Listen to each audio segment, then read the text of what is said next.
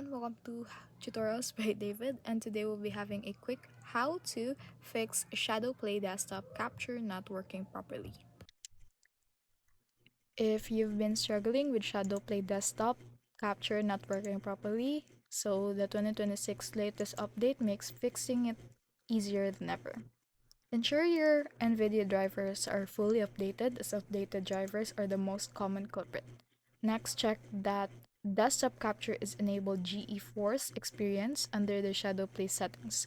Make sure you're running both GeForce Experience and your game as administrator solves capture conflicts. Disabling hardware accelerated overlays in apps like Discord or Chrome can also prevent interference.